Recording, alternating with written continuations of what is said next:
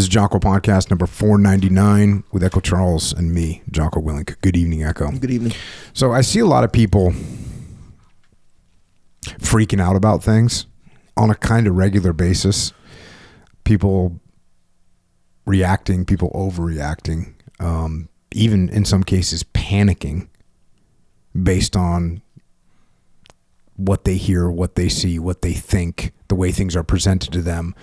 And that's not good. By the way, in combat, that's a disaster. In combat, that's a disaster. If you're freaking out when something happens, it's a disaster. But it's not just a disaster in combat. It will cause problems in business, and it'll cause problems in your life too. One of the things that you have when you have a military radio, and they don't have them anymore. They don't have a digital version of it. But have you ever heard of a Squelch button before? Yes, I have. Yeah, so a Squelch button on the old radios that we used to have back in the day, there was a Squelch knob, and you would turn that Squelch knob to get rid of the white noise.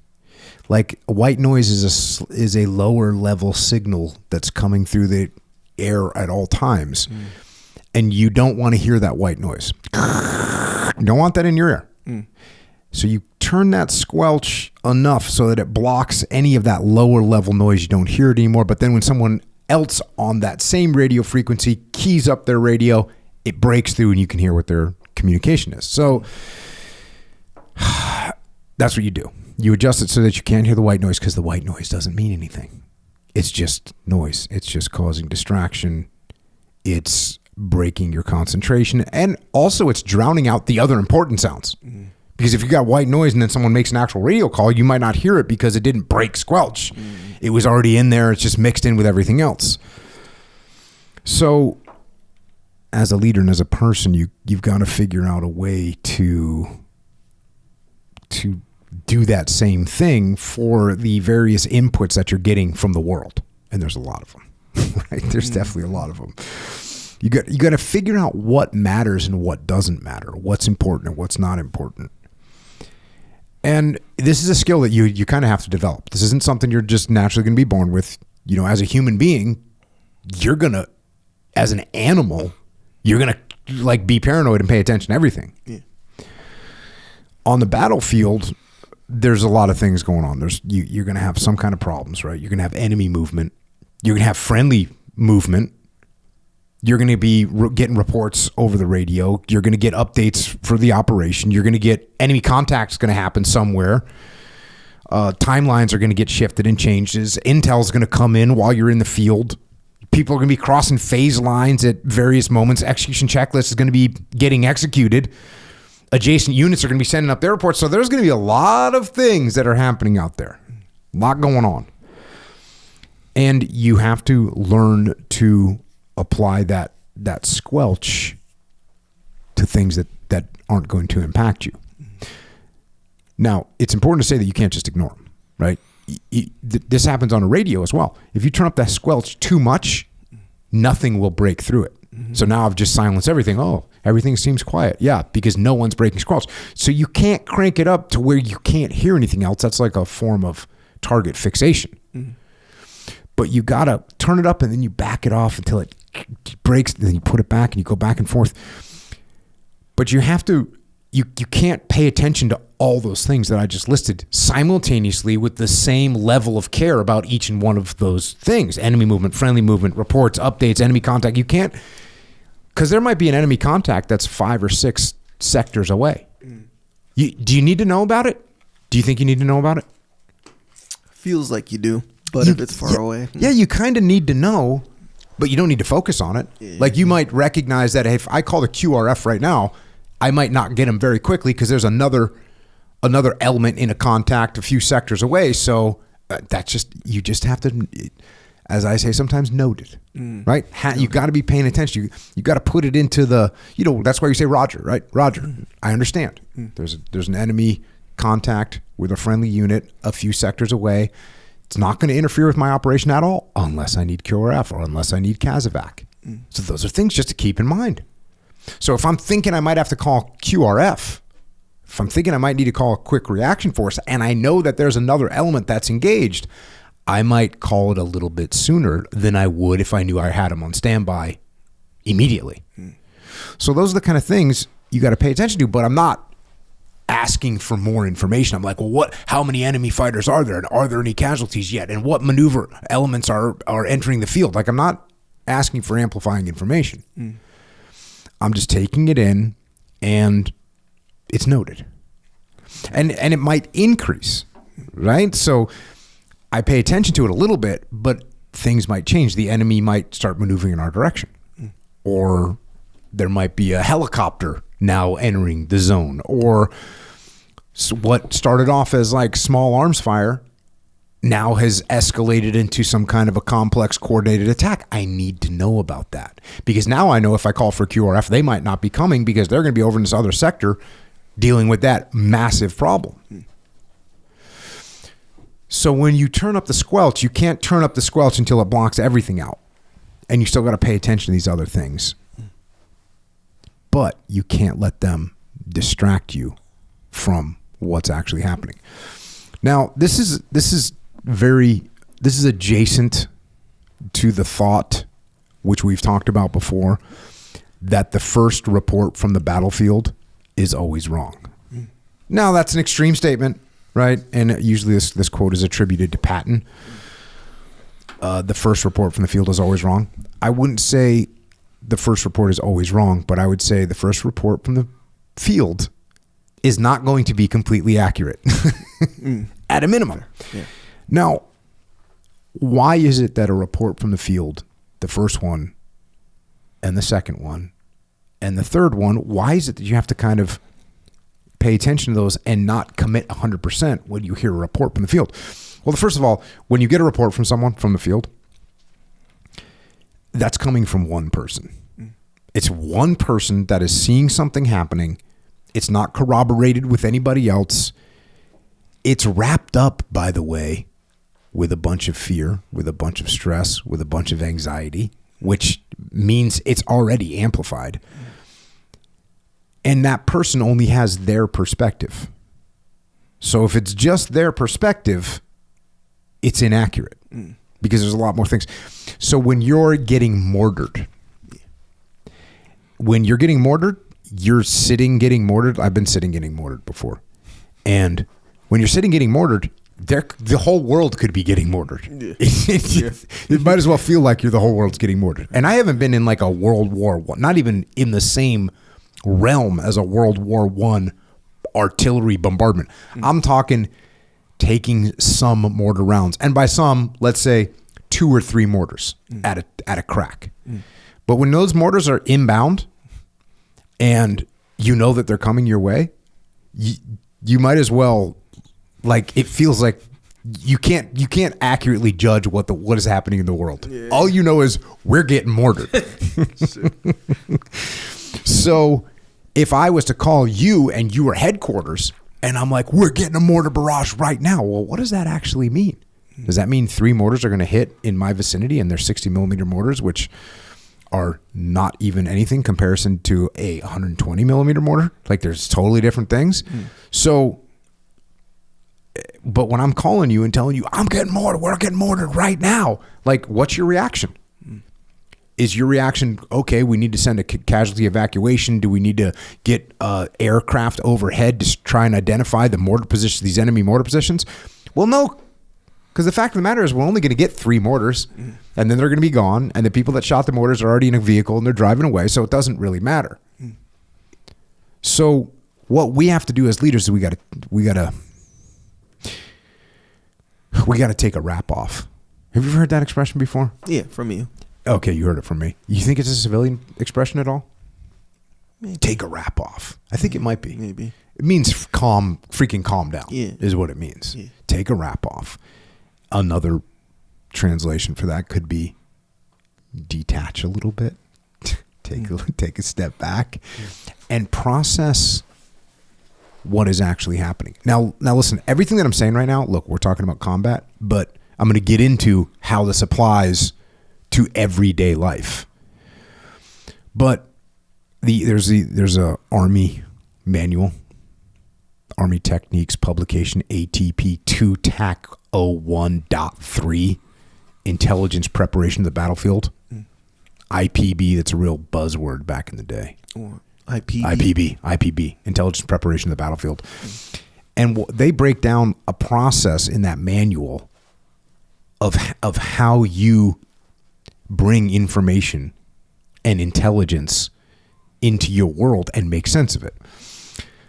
So according to the manual, IPB is described as the, quote, the systematic process of analyzing the mission variables of terrain, enemy, weather, and civilian considerations in an area of interest to determine their effect on operations. That's a long way of saying they're trying to figure out what picture is being painted.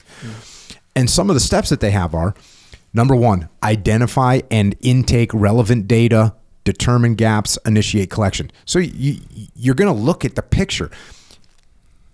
You're going to intake relevant data. And the first thing you're supposed to do is determine, like, what are we missing? That's the first thing you're supposed to do. What are we missing? Which is an incredibly simple yet profound technique. When you hear something, instead of reacting to it, react by saying, hey, what are we missing? What an incredible process.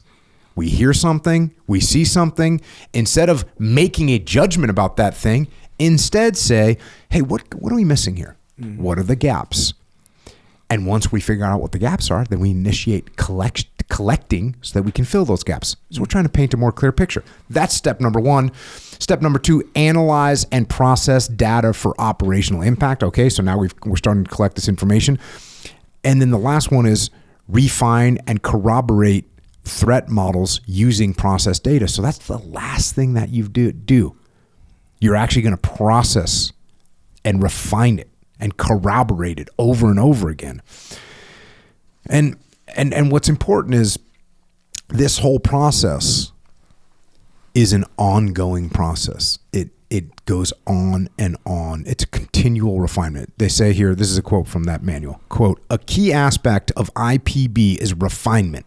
The conclusions made and the products developed during IPB are continually refined throughout the operation.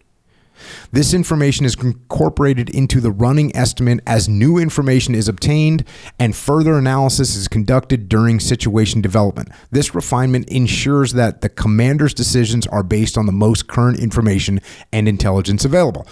So what that says to me is another good, simple, yet profound way of thinking is to never think I know something.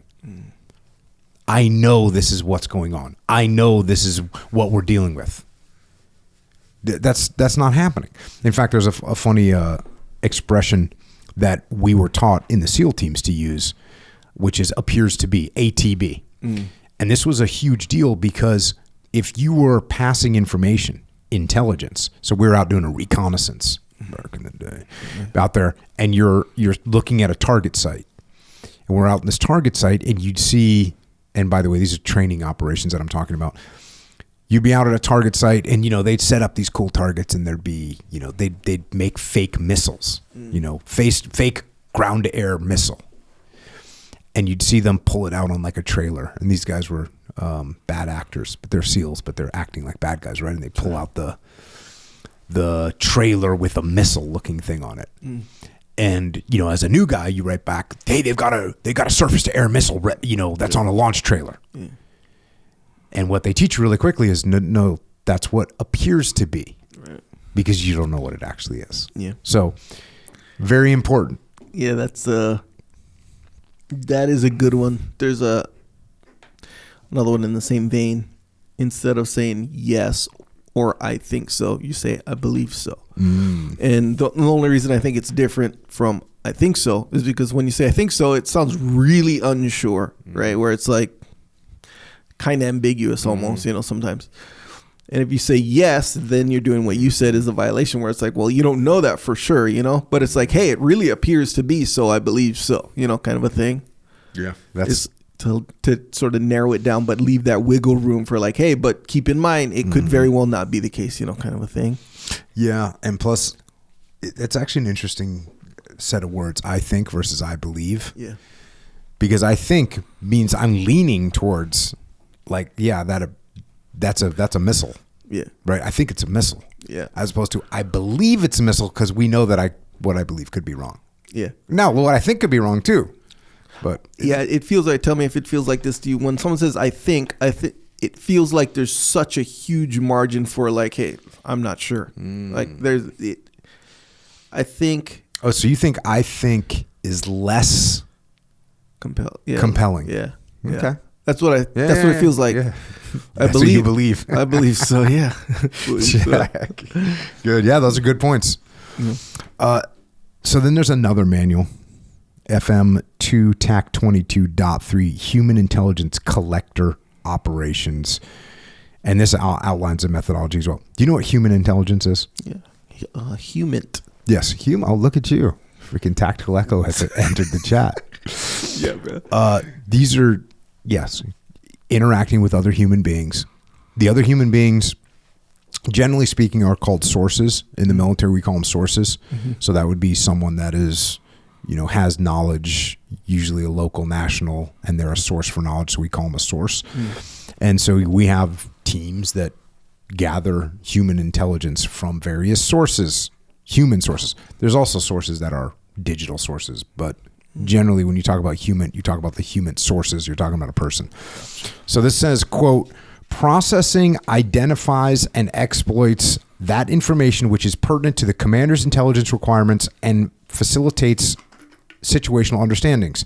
Examples of processing include developing film, enhancing imagery, translating a document from a foreign language, converting electronic data into standardized report that can be analyzed by a system operator, and correlating dissimilar or jumbled information by assembling like elements before the information is forwarded for analysis.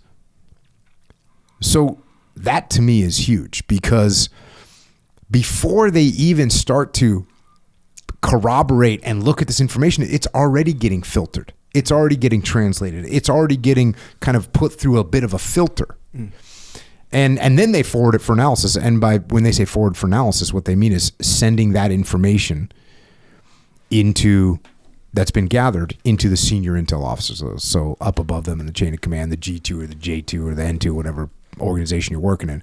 And it says, quote, in this step, the G2 or S2 integrates evaluated, analyzed, and interpreted information from single or multiple sources and disciplines into finished intelligence products. So there's a lot that's going on before we're making any moves.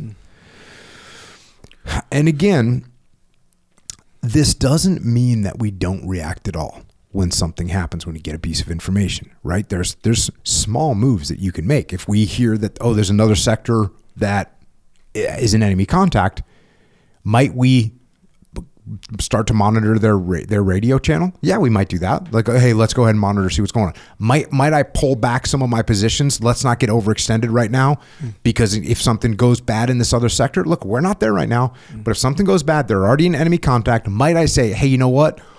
Let's hold what we got. Don't get any more spread out right now. Let's just hold. Like, that's just a little iterative step. And 10 minutes go by and they go, contact's out. Cool. We continue with our mission. But we can make these little iterative decisions without saying, another element's in contact, collapse security, we're going to go support them. We don't even know if they need support or not. So we could pre-stage the team. We could kind of slow roll a little bit. I could give, if we're back on base, we could give a warning order. I could say, hey, Echo, we might have a QRF we got to do. Or, hey, Echo, we might have to go out in this sector. Hey, Echo, make sure the vehicles are prepped. Like, I could make some small little movement in the direction in case things start. Maybe I just have to, update you as a key leader. Maybe I bring the platoon chiefs and the platoon officers into the room and say, hey, here's what's going on. Just to keep them abreast of the situation, just give them a situation of what's happening. So we're going to inform the team as to what's going on, but we're not going to freak out, and we're not going to be taking a bunch of actions about it. And this goes back to the whip theory, which is when headquarters or corporate decides to make a little change, which takes them 4 seconds to make. And this came from being deployed on a ship in a SEAL platoon, and we got a mission tasking from our headquarters that was on another ship, And they said, hey, you guys are going to launch on the Navy boats at such and such a time. So we spend the next 4 hours lugging all of our boats up to the, or no, they said helicopter. We're going to launch on helicopters. We have to lug all our boats up to the flight deck, bring the gas up there. You gotta coordinate getting the gas up there. You gotta firefight, like Navy dudes that are firefighters. They gotta go and set a corridor for you to bring the MoGas. It's called MoGas up there. Get everything staged. Build these limp ducks. They're called limp ducks because you gotta slightly deflate the boats, and then you wrap 1-inch tubular nylon around them, and you rig them up with honeycomb cardboard. You got to put the engine because they're going to drop like 10 feet. It's a real process, bro. Yeah. It's not fun. So 5 hours into this, we're almost done building these limp ducks, and we get another call. Actually, you guys are going to launch, directly from the well deck, which is 9 stories below. The back of this giant ship lowers down. This like ramp lowers down, and you can just launch your boats from there. So they go, hey, actually, you're not using helicopters, you're using the boat. You're going to launch off the ramp. Okay, cool. Great. Yeah. We're breaking all the shit down, throwing away honeycomb, getting the fire crew set up, lugging everything back downstairs, re-rigging the boat for sea. 4 hours goes by. We get another call. Actually, you're going to go ahead and do helos. By the way, this is just someone said, yeah, helos tonight? Oh, yeah, they'll use helos. Okay, cool. Right. Actually, it looks like there might be weather. Okay, well, just send them on the boats and said, okay, cool. They're making a decision in 4 seconds. Yeah. We actually did this. We re-rigged the boats down in the well deck. We got told helo again. We went back up topside. Did the whole freaking rigmarole again. Got told no again. So this really happened. This really happened. Yeah. And I'm so glad it happened to me when I was a young enlisted guy, because it made me, you ever heard that saying, don't forget where you came from? Sure. I never forgot where I came from this event right here. Sure. Dude, you freaking lug 55 horsepower motors up and down damn ladder ways on a ship 9 times. You're pissed. Yeah. And that they just went, oh yeah, okay, well, we'll go ahead and launch from the well deck. That's fine. Yeah. And then 4 hours later, oh no, oh there might be weather. Okay, well, we'll go ahead and launch from the helos. That's great. Okay, boom. Yeah. So that little whip, that little movement at the top can create real problems for your people. So you have to understand that as a leader. And it's not just in combat situations, not just in the military. It happens in business as well, where some little reaction happens in the business world, and we say, "Oh, there's going to be a new regulation. Let's make this change to the widget that we're making." Yeah. And you don't recognize what it's going to take to make that change to the widget that we're making. You guys used to hassle me about this, you and your brother Jade Charles, because I'd say, well, just make an app for it, or I'd say just program it or whatever. Yeah. And you guys would both start giving me a freaking stupid lecture about how long it actually takes to do stuff. Yeah. But that's the same thing, right? It is the exact same thing. That's what I was thinking about the whole time. Yeah. Yeah, as a non-military person, it's still very clear where where that miscommunication can kind of exist. Mm-hmm. Even with like video stuff, I mean, not to go too deep into video compared to military operations and stuff like that, but it's the same thing where, yeah, if you don't know how it works, you're like, yeah, just change this text to say this. But meanwhile, it took like 3 programs and 8 days to render out this text. So it's like, okay, I'll change whatever you need to. Mm-hmm. And then midway through the change, you're like, yeah, you know what? Now that I think of it, yeah, probably just go, bring it back to the original. And it's that same thing. Conceptually, yeah. So, interestingly, what got me thinking about this topic was not just business, but combat, but more important, life, and specifically right now, the media, and every type of media that's out there. And as I mentioned, people freak out about things that are happening, and a lot of the things that they see that are happening, they freak out in the media.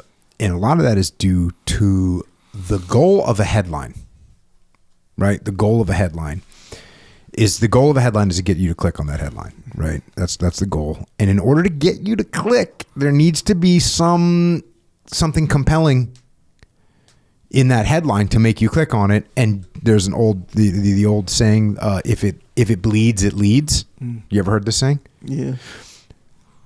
Because they want travesties. They want emotion. And there's such a thing. There's something called the negativity bias. And we've covered biases on the Underground podcast. But the negativity bias is we as human beings were programmed to focus on negative things. And the reason we're programmed to focus on negative things because when we were cavemen, in order to survive, if there was something that was seen as a threat, we needed to focus on it. We weren't focused on the happy stuff because we would be dead.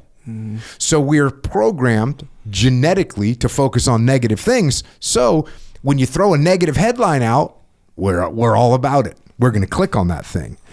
And negative words will translate into increased click rates, which is what they want. That's how they get their advertising money. Get you to click on that thing. They need emotional triggers: fear, anger, excitement, surprise. But it's a lot easier to make someone angry than it is to make them happy. Yeah. You have to squelch. You have to create a squelch button in your mind so that you pay attention to it, but you don't overreact to it. Let's look at some headlines we've had. I went back to the year 2000. The reason I went back to the year 2000, I was on deployment in the year 2000, and they had this thing called Y2K. Do you remember this? Yeah, hell yeah. Y2K. Here's a headline from the year 2000. Y2K, the end of the world as we know it. That's a freaking headline, dude. Straight up. You know what I'm saying? Yeah, that goes hard for sure. That's a headline. Yeah. So that's meant to fill you with fear and make you click on it. But it's also getting registered. You're registering that. 2009, WHO declares public health emergency as U.S. swine flu cases rise. Remember the swine flu thing happening? What about 2010? Avian influenza, the looming threat. These are just headlines I'm reading. Just headlines. 2011, U.S. debt ceiling crisis. Could the U.S. default? 2013, Ebola in the air, a nightmare that could happen. And by the way, that's CNN. This is not some, off-brand, low red thing. Yeah. This is CNN. 2014, new Ebola cases may soon reach 10,000 a week, officials predict. That's New York Times. 2016. Brexit will cause immediate economic collapse. Immediate economic collapse. And by the way, that's the BBC. That's the BBC. Again, these are not small, little unknown organizations. 2016. Economists. A Trump win would tank the markets. 2018. North Korea will launch a nuclear strike by 2018. I'm going to say that again. North Korea will launch a nuclear strike. Bro. Straight up nuclear war. 2019. Climate catastrophe by 2020. 2020. Bitcoin will be worthless by 2020. That's CNBC. New York will be underwater by 2015. That's an old one. Election meltdown is a real possibility in 2020 presidential race, author warns. Then, look, do we need to talk about COVID? 2021, COVID-19, the end of the world as we know it. Bro, have you ever had a cold before? Shit got wild. 2022. Global food shortages will spark mass riots. 2023. Forecast for U.S. recession within year hits 100% in blow to Biden. And by the way, that's from Bloomberg. That didn't happen. The economy still grew. 2024, election officials say democracy is still at risk in 2024. Look, these are ones we now remember, right? Mm-hmm. Gulf Stream, you know the Gulf Stream? Like the atmospheric movements. Yeah. Gulf Stream could collapse as early as 2025, study suggests. So these are the kind of headlines that are being written. And listen, these aren't things you can just turn off the squelch on. Like, you got to pay attention to things. Yeah. You got to say noted. You got to say Roger. Yeah, especially if it's going to be the end of the world. Yeah, especially you got to pay close attention to that one. But those are headlines from, big organizations. When you get down to like the YouTube level, here's YouTube. Here's some YouTube titles I pulled for you. Each one of these has like 1 million+ views. World on the brink, nuclear threat escalates in Europe. Massive cyber attack shuts down major banks. Are you safe? Yeah. I like how they're now speaking to you. The next pandemic, new virus outbreak sparks panic. Again, all these with over 1 million views. China-Taiwan tensions explode. Is war inevitable? I guess these questions, a lot of these are coming in a question format. Yeah. Extreme weather destroys cities. Is this the new normal? Deadly heat waves sweep the globe. Millions at risk. Millions. Mm-hmm. Like, I remember, when I was a kid and growing up, there'd be heat waves in New York City and like people would die. Yeah. It'd be sad. Of course, yeah. Financial meltdown. The next Great Depression is here. Now, listen, again, do you need to, can you just ignore these things? No, I'm not saying ignore these things. Do you need to pay attention to what's going on in the economy? Yeah. Do you need to pay attention to what's going on with the weather? Yes. Do you need to pay attention to what's going on with health in the world? Sure. Do you need to pay attention to what's going on with global politics and make sure that, China's not invading Taiwan? Yeah, pay attention to those things. But if you allow yourself to freak out about this stuff all the time, you're going to be in a bad spot. But that's what you're up against, what we're up against is this type of provocative, fear-inducing, clickbait, 24 hours a day. And by the way, we also lose the fact of what's actually important. Like, what headline are you going to run when there's a real threat? What are they going to say? What can they say that doesn't sound as bad as millions at risk, right? Or war is inevitable. Like, what? Yeah. Like, what are they going to tell us when war actually isn't inevitable? Yeah. What are they going to say then? Or when it is the end of the world. Or when the end of the world is coming. How are they going to notify us of that if we don't believe them? Because they've been crying wolf day after day, year after year. So this was kind of an interesting tool, I thought. FM, once again, going back to the human intel collection operation. It says normal policy of not relying on single source information should help prevent deceptions of this type from being effective. And it also says the Army uses a standard reliability matrix to rate both the source and the content of the reports, acknowledging that initial information is often of uncertain value until confirmed by other means. So they have various descriptions. The first thing they talk about is reliability. So reliable. This is the best form. This is the A level. Reliable. No doubt about authenticity, trustworthiness, or competency. History of complete reliability. You know how many media sources fit into there? I don't know. One? I can't think of any. Yeah. Usually reliable. Mm-hmm. Minor doubts. History of mostly valid information. That's B. C. Fairly reliable. Some doubts. Has provided valid information in the past. Okay. D. Not usually reliable. Significant doubts. Has provided valid information in the past. Okay. E. Unreliable. lacks authenticity, trustworthiness, and competency, history of invalid information. Dude, do you know how many media outlets have put out invalid information? Invalid. That have an actual history of invalid information? It's a lot of media organizations. And the other crazy thing is they don't even admit it when it happens. Yeah. They just let it ride, bury it. Yeah. Very seldom do they correct their story. Especially now with the internet, they can just kind of sneak in and change it. Yeah.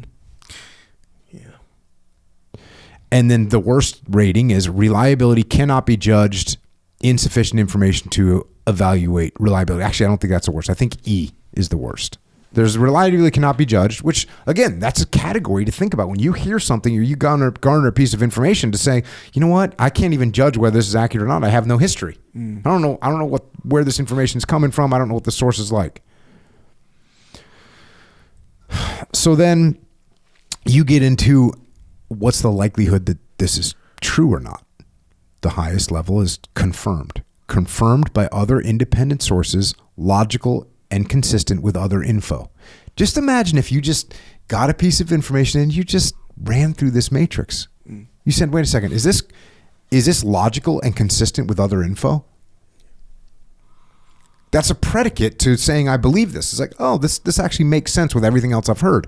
And by the way, there's other independent sources. That's something that we can confirm. Makes sense and confirmed by other independent sources. Okay, cool. Then there's probably true, logical and consistent with other relevant information, but not confirmed. See, people confuse these sometimes. Yeah. Because something can be logical and consistent, but unconfirmed. Yeah. And also, I think sometimes we as people mistake what something means when it's logical. Like logical, if you really understand the definition of logical, sometimes you understand that some people don't know what that means. Yeah, there's also the fact that, have you ever heard there's a thing with Nancy Pelosi, and she's kind of in a press conference type thing, and she goes through this loop of how you get someone to write a story or a document of some kind, a book, magazine, newspaper article that sort of calls out an idea that is not true, but then you fast forward and people start to refer to that document as if that document is true, but people don't go and check the original document. And so you end up with this, again, this is, I'm not giving 100% accurate information right now because I can't remember the whole loop, but it was a whole loop that she described where you basically are creating a reality by someone writes a newspaper article about something, then someone writes another newspaper article and refers to that article, and you go a few layers deep, and all of a sudden this thing that is not true at all becomes true, and people are referring back to it. Yeah. So you got to watch out for that too in this day and age. Then there's number 3, possibly true, reasonably logical, agrees with some relevant information, not confirmed. Number 4, doubtfully true, not logical but possible, no other information on the subject, not confirmed. Improbable, which is not logical, contradicted by other relevant information. And then the same thing, you get this category of cannot be judged. The validity of the information cannot be determined. So what I'm saying is, the reason I'm walking through this is that the Army has an entire methodology to process and categorize information that it receives. So, and I would even say we could probably sit down and develop another matrix on how we're going to react. Meaning, like, the lowest level of reaction might be, hey, let's inform people, let's inform the leadership. And the highest level of reaction means let's get our gear on and get ready to fight. You know what I'm saying? Or whatever that case may be. But we should, as humans, in this onslaught of information, we should at least put together some kind of a thought process in your head where you can squelch out and you can correctly categorize a lot of these reports and these emotional headlines that come in that are literally meant to spin you up. That's how they're written. And then we have to modulate our response so that we don't overreact.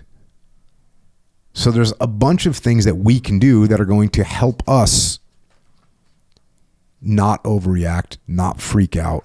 And it's by making sure that as you intake information, you process it correctly, you actually think through it, and then you modulate your response accordingly. Now, in order to do this, of course, we have to detach.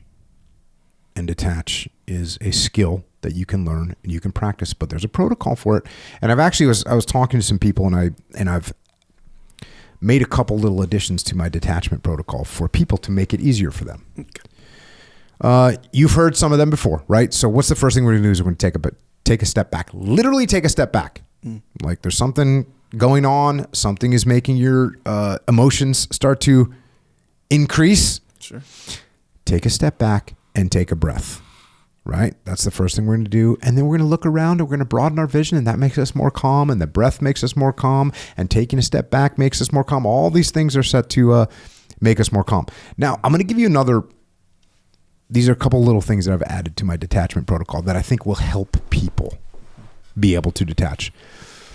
And I'm not sure if there's a better word for this, but I'm going to use the word touch point.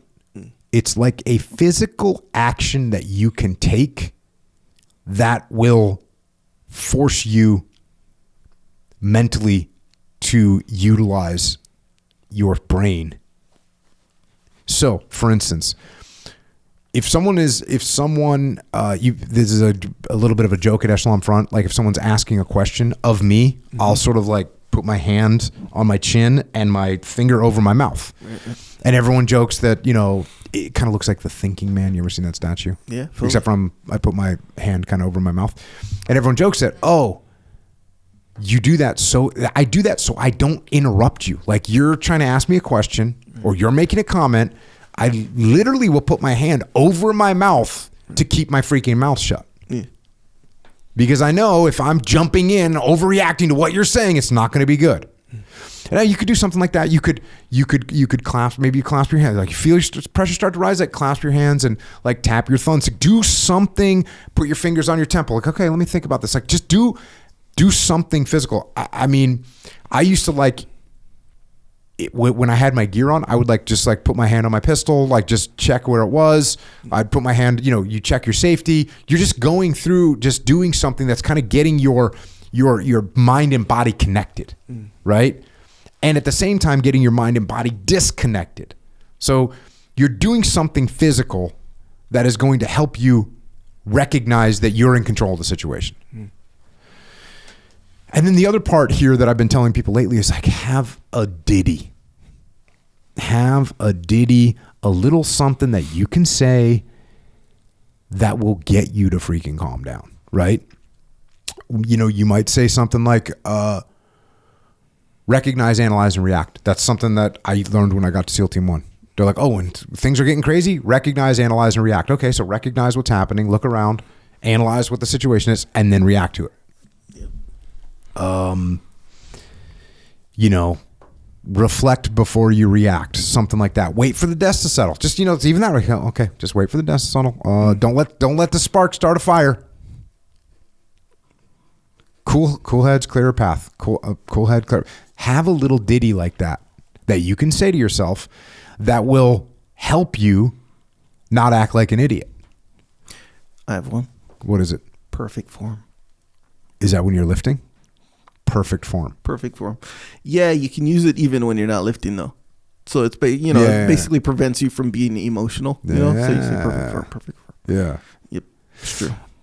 One of the best ones came from General Mattis, who said, engage your brain before you engage your weapon. This was his guidance to the 1st Marine Division before Operation Iraqi Freedom. He said, quote, use good judgment and act in the best interest of our nation.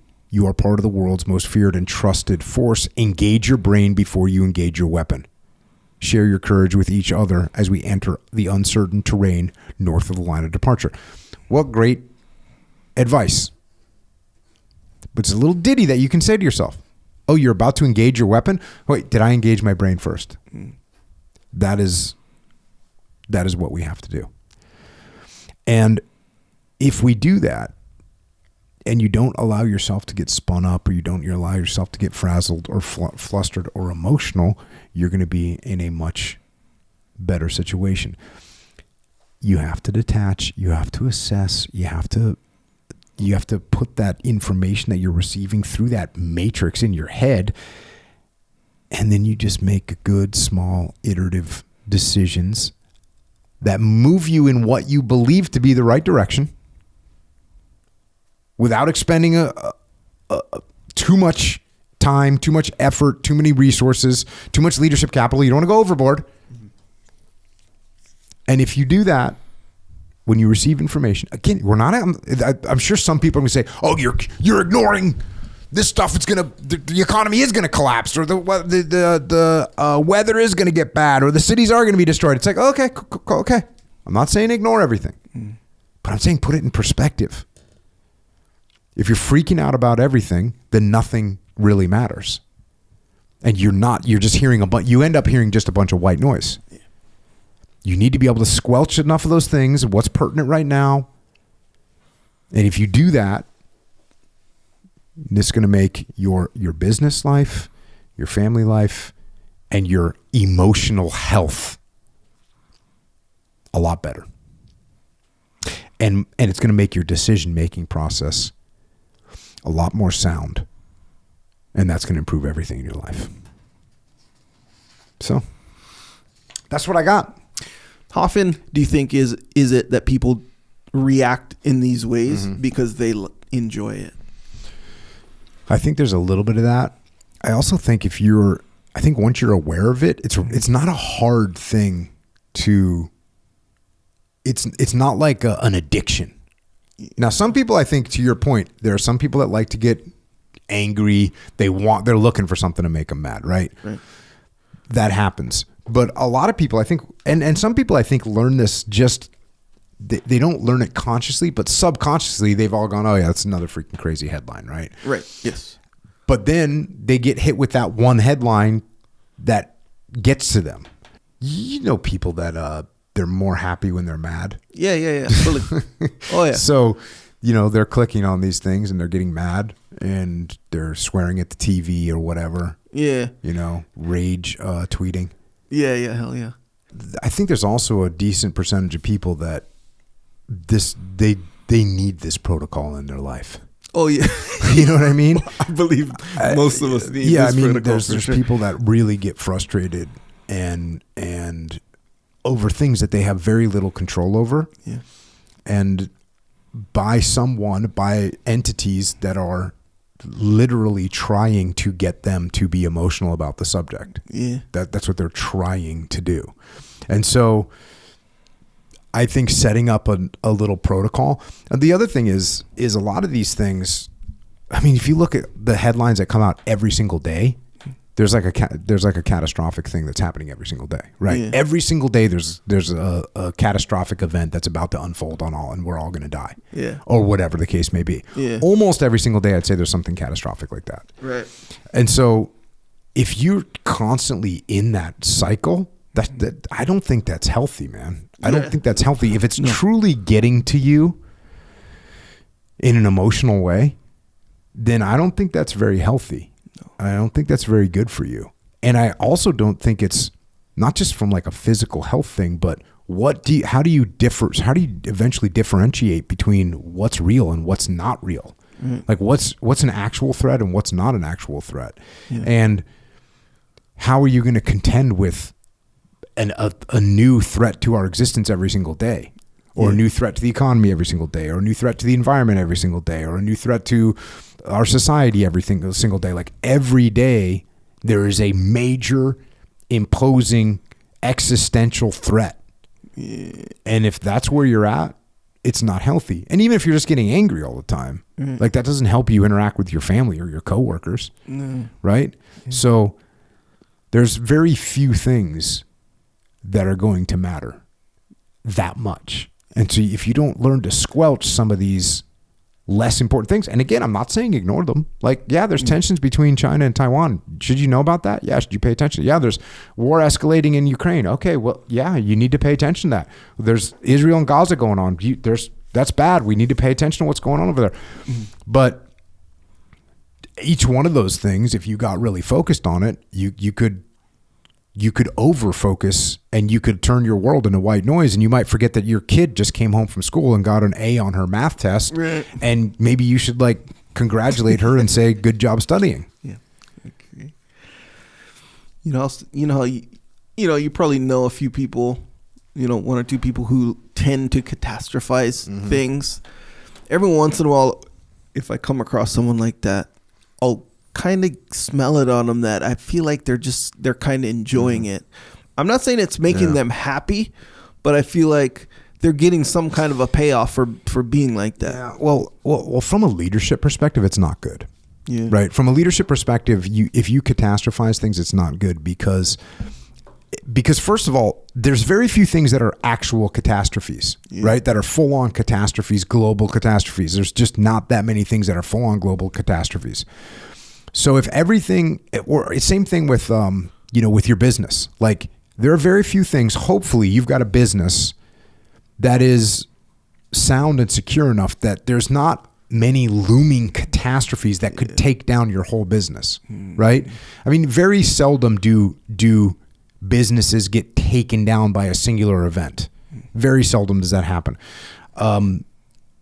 But they make mistakes and they have to recover from those mistakes. But if you as a leader, everything is a catastrophe, that hurts. That's going to hurt because people want to trust you, but you're saying that the sky is falling, the sky is falling, the sky is falling, the sky never falls, but you've just lost leadership credibility each and every time.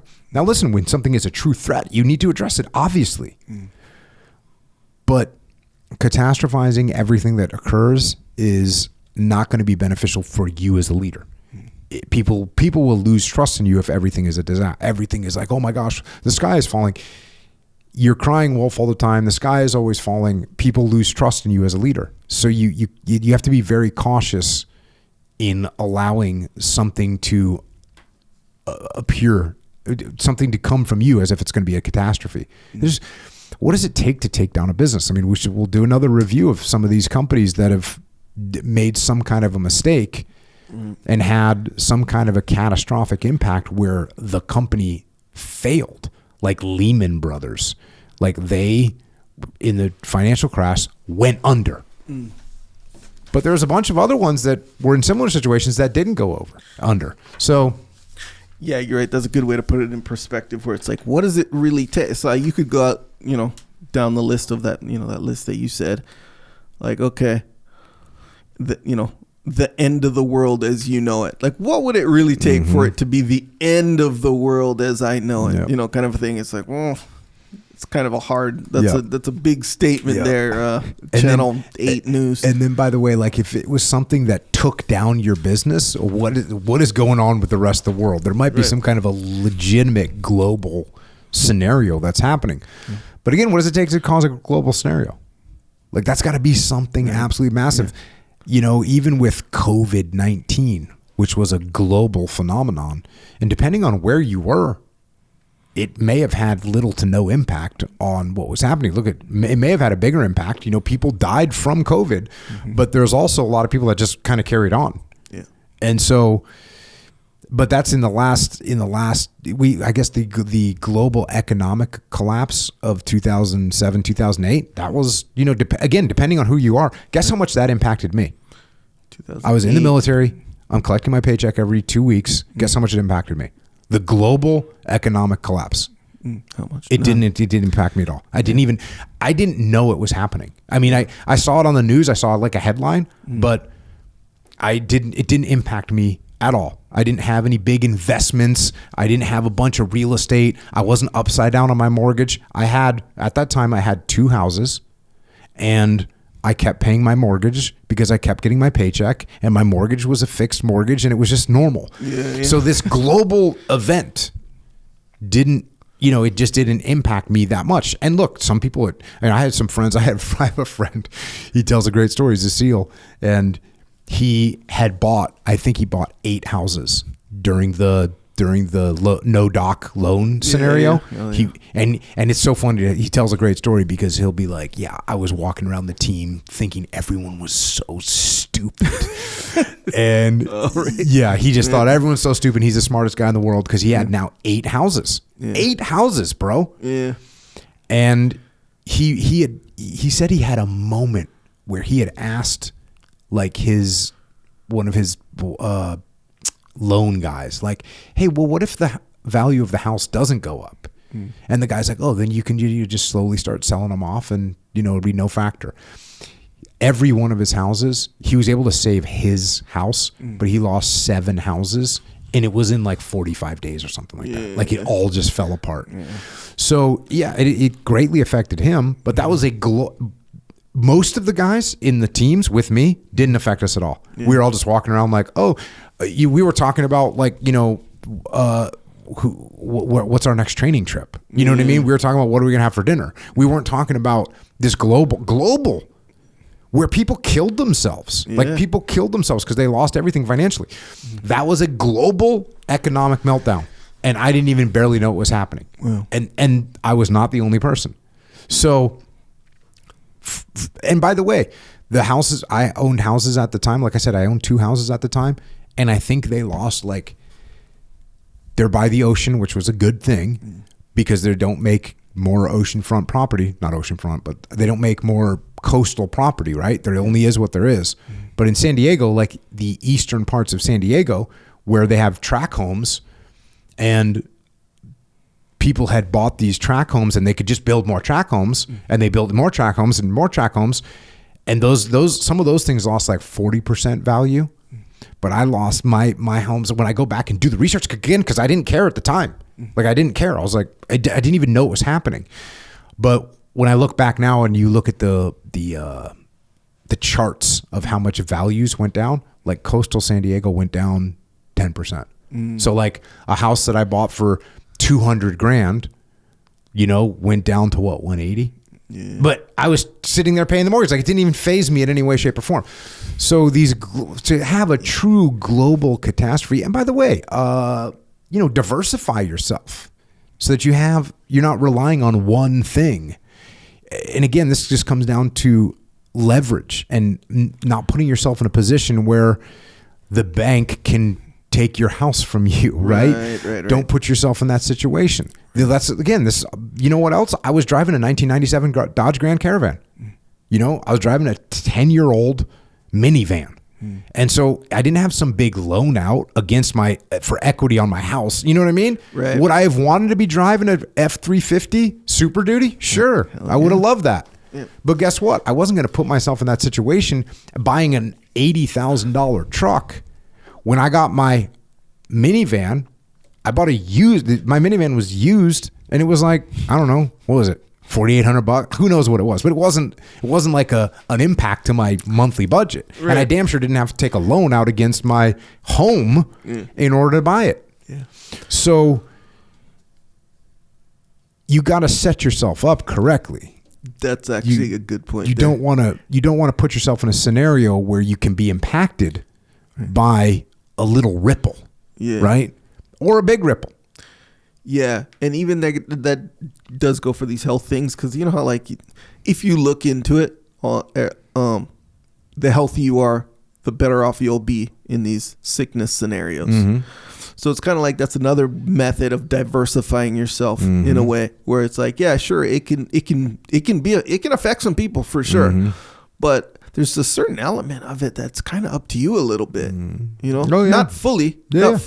but you can get a horrible disease tomorrow, but there's also a lot of diseases you can fend off if you're living a healthy lifestyle. Just like economically, if you take a hit, if you're, as you said, diversified a little bit, maybe you won't be affected as much. And you have to worry about these clickbaity news reports coming up at 11. Yeah. That's when I first realized they were doing it, by the way. You know, back in the day when the local news story 11. Yeah, like, is your credit card killing you? More at 11. You know, like, I don't know, I made that up. Yeah, no, that's like sounds one I just saw today, you know? Yeah, you know that fake news report that I made? I think you were part of the robot one, right? Yeah. Where at the end it says, "Is your weight loss pill killing you?" Anyway, that was an homage to the old school local news. And now there is a weight loss pill that can kill you. Well, I don't know if it can kill you. Yeah, I think it can make you go blind.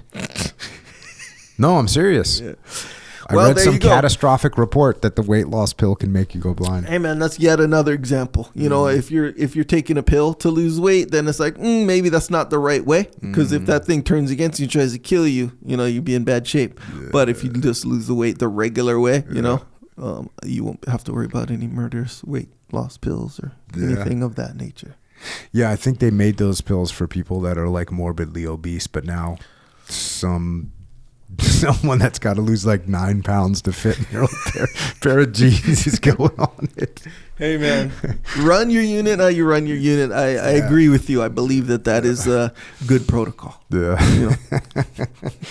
Check. Well, like I said, detach, take a step back, take a breath, do a little touch point, and say that little ditty, whatever you're going to say. I'm not going to overreact or whatever. Say what you're going to say. Get that little ditty going in your head. You're going to make better decisions. You're going to have a better life. That's what I'm saying. And speaking of better life, and you just mentioned this, part of life that we can control a lot of, not all of, but is our health. So, did you train today already? I did one light, yes, but what'd you do one later. What'd you do with light? Road work. Yeah. What'd you do for road work? 1 hour. It's like a hike up and down the canyon. Do you listen to anything, or you just natural? Today I was listening to. I go sometimes on, sometimes off. Today I was listening to Huberman, which I texted him right afterwards. Said this one goes hard. What was it? It was the one about they were talking about fractals when I turned it off. Damn. But well, you know, these different patterns in life that just repeat themselves. How big when you go big and small and stuff like that. A lot of it was just like, you know, how you're. Like a lot of them, but this specific one was interesting. Just how your mind works. Was there a guest on there? Yeah, there was a guest on there. I forget his name. Oh, I don't know, but it was. You'll have to Google that one. Well, just open the podcast app and press play again. But nonetheless, you did work out, but you still owe more. I did work out. I owe another one. Yeah, we're good to go. We're solid. You're in the game. We're trucking. Yeah. So when you're working out, did you work out yesterday? Yes. Yeah. Yesterday I did. I had a good day yesterday. Training. Jiu-jitsu, a lot of jiu-jitsu training. Your yesterday was what, a 5? Was it a 5? No, I lifted, ran, and then I trained jiu-jitsu twice. Yeah, that's a 5, right? And imminently qualified. Oh, so yeah, that's a 5. That's a good 5. Like, yep. It's really hard to get better. Oh, and by the way, I also did sauna ice bath. Yeah. Oh, yeah, that's a 5. It was a great day. Yeah, yesterday was a 1, which was good. Wait, what is it? 2 is kind of lit. So it was a 1. I had to modify more because injury. Yeah. No, we did it. We got through it. BTN for sure. Better than nothing. Check. Hey, when we're working out, need fuel. We recommend Jocko Fuel. Go check out JockoFuel.com. JockoFuel.com. We got the goods. We pretty much have stuff in stock. If it's not there, it's going to be tough to get, but we pretty much keep everything full stocked up at Jocko Fuel all the time. JockoFuel.com. Free shipping over $99. And by the way, if you used to get Jocko Fuel in the day, it might take us like a few days, like 4, 5, sometimes 6 days to get it shipped. Now we ship either the same day or the next day immediately. So everything's in stock. We ship it quick. We got a bunch of loyalty programs, and we got what you need. We got Mulk protein. By the way, I've been just drinking Mulk like it's crazy. Like a day like yesterday, there's no way I would have gotten my macros done if it wasn't for just drinking Mulk. Yeah. And have you tried the root beer? No. Yeah. I don't really even like root beer floats, but we got like a root beer float powder. Oh, yeah. GTG. Yeah. Look, you need protein. You need protein to rebuild. We got the best protein, the best tasting protein. We got Go drinks. Go energy drinks. I just had one. I might even have another one today because we're recording some underground podcasts. So I might be going deep. Greens. What else, man? Hydrate. Joint warfare. You know, I had a friend of mine text me the other day, and he's like asking me about peptides. He's like, hey, have you tried peptides over 40, having a hard time recovering? And I was like, bro, I haven't tried peptides. Yeah. I hear good things. It's exactly what I told him. I used an Echo Charles quote. I said, I hear good things. But I said, here's what I do. Joint warfare, super krill, time war. I'm like, do that. And I will say I ripped off I was talking to Sloan, and Sloan said he heard Mikey Musumeci say that after hard training, he goes for a jog. Now, I already run, but there's a difference between running and jogging. And Sloan was saying he feels good after he goes for a jog. And I was like, oh. So what I've done is I've extended my jogs a little bit and taken a wrap off of like I'll still run intense sometimes, but just like a longer, slower jog. And I will confess, feel pretty good after it. It feels like it kind of evens you out, get the blood flow through the rest of the areas instead of going, when a run is a chore. Yes. It's like, all right, here we go. Like, I do know that. That's what a normal run has always been for me. Yeah. And I just sort of said, oh, okay, let's see what this other type of running it feels like. It feels pretty good. So that's what we got. Do those things and you will feel better. Check it out, jockofuel.com. Also, you can get it at Walmart, Wawa, Vitamin Shop, GNCs, military commissaries, AFEs, Hannaford, Dash Stores, Wakefern, ShopRite, HEB down in Texas. HEB down in Texas has been out there taking care of those flood victims, which is awesome. I know Leif rolled out and is helping out as well. So great to see. Thanks to HEB for what they're doing down there. And I know we got some Jocko Fuel heading out there as well. We also got some Jocko Fuel heading up to the firefighters up in Washington right now. So thanks to all the firefighters that are up there fighting those fires and the rescue workers looking for flood victims. Yeah, that's it. HEB supporting them down in Texas. Also, Jocko Fuel available at Myers, Wegmans, Harris Teeter, Publix down in Florida, Lifetime Fitness, Shields, and a bunch of small gyms everywhere. If you want to have Jocko Fuel at your gym, email jfsales@jockofuel.com, and we got you covered. Also, Origin USA. We make clothing here in America, which is a big deal. Because people did not think it could be done. They thought we'd lost the ability to manufacture. They thought Americans were idiots or lazy. Or we'd lost the knowledge, but we brought the knowledge back. We brought the machinery back. And now we are making jeans, boots, T-shirts, hoodies, belts, joggers, workout gear, rash guards, jiu-jitsu gis. All of it 100% made in America from American materials. 100% communist free, 100% tyrannical leader free, 100% American made. Go to originusa.com and get what you need to get. Get it. Speaking of clothing, jockostore.com. Discipline equals freedom shirts. Got some hats on there. Actually, hats sold out. Sorry. We'll get some more soon. Some hoodies on there. I know it's summertime still, so maybe we're not having hoodies that much, but when that's why the lightweight hoodie. Lightweight hoodies on there. Shirt locker. It's a new design every month. People seem to like that one, so yeah, sign up for that subscription scenario. We do have a new Discipline Equals Freedom shirt coming out in. What version is this? 3.0? 5.0. 5th edition. Okay. Yep. It's a good one. Updated. It's a good one. Anyway, you want to if you want to put your name or your email in there to get notified for like all this new stuff or whatever, just do it through that website, jockostore.com. But what if people don't want to get spammed? They do not have to worry about spam from me ever under any circumstances. Check. Jockostore.com. Check that out. Also, primalbeef.com and coloradocraftbeef.com. You need steak in your life. Might as well get the best steak from the best people. Primalbeef.com, coloradocraftbeef.com. Check them out. Also, subscribe to the podcast. Also, Jocko Underground. We're about to record some of those. That is us answering your questions. Check that out, jockounderground.com. We've got YouTube channels. Also, I've written a bunch of books. Dave Burke wrote a book. Yeah, good deal, too. Called Need to Lead. You can pre-order it right now. Comes out October. You don't want to get that second edition. Do you want to get a second edition? No. Want to get you on the mailing list for the second edition? No, sir. I want that first edition. You got to get that first edition from Dave Burke. Also, I've written a bunch of books. I've written a bunch of kids' books. Check those out if you want. We have a leadership consultancy. It's called Echelon Front. We solve problems through leadership. The problems that you have inside your organization, regardless of what they are, they're leadership problems. And in order to solve those problems, you need leadership. Leadership is the solution. So go to echelonfront.com. If you need leadership consultancy inside your organization, we can help you. Or you can come to one of our events. We got the muster coming up December 7th through the 9th in Orlando, Florida. If you want to come to these things, you got to register early because they sell out. So check out the muster. Check out some of our other events. FTX, Council. Just finished the Council. They're awesome. We do the Battlefield.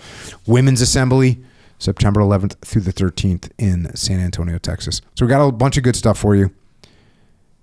Check those out. We also have online training to teach the skills of leadership. Go to extremeownership.com if you want to learn how to lead. Leadership is a skill. It's actually a bunch of skills. You know, you just don't pick up a basketball and you're able to shoot a free throw. That doesn't happen. You need to learn the skill. You don't pick up a guitar and you can play Led Zeppelin. It doesn't happen. It's a skill. Leadership is a skill. If you want to learn the skill of leadership, go to extremeownership.com. Also, if you want to help service members, active and retired, you want to help their families, you want to help Gold Star families, check out Mark Lee's mom, Mama Lee. Incredible charity organization, helping all the time. If you want to donate or you want to get involved, go to americasmightywarriors.org. Also check out heroesandhorses.org. And then Jimmy May's organization, beyondthebrotherhood.org. If you want to connect with us, you can check out jocko.com. Or you can find us on social media. I'm at Jocko Willink. Echo's at Echo Charles. Just watch out, because that algorithm will get you, drown you in electrons, and you'll lose your life. Also, thanks to the Army, Navy, Air Force, and Marine Corps for holding the line around the world, leading from the front. Also, Coast Guard out there did some epic work down there in Texas. So thanks for what you do as well. Also, thanks to our police, law enforcement, firefighters, paramedics, EMTs, dispatchers, correctional officers, Border Patrol, Secret Service, all other first responders. Thank you for keeping us safe here at home. And for everyone else out there, let's get some final guidance from Colonel David Hackworth. He wrote a book called About Face. It's my favorite book. Here's his statements here. Quote, "The worst thing you can do is overreact. If you lose your head, you lose your men. Panic is contagious. I learned in World War II that the slightest bit of excitement in a leader is transmitted to the men. You might be afraid, but the fear gets magnified in the troops. Somebody has to keep his cool. If you're a decent leader, you don't dare lose it. For your own good. You've got to keep your unit up there doing its job. If a leader loses control, the whole unit can fall apart. Calm, deliberate action saves lives." End quote. And there you go. Listen to Hack. That's all we've got for tonight. And until next time, this is Echo and Jocko out.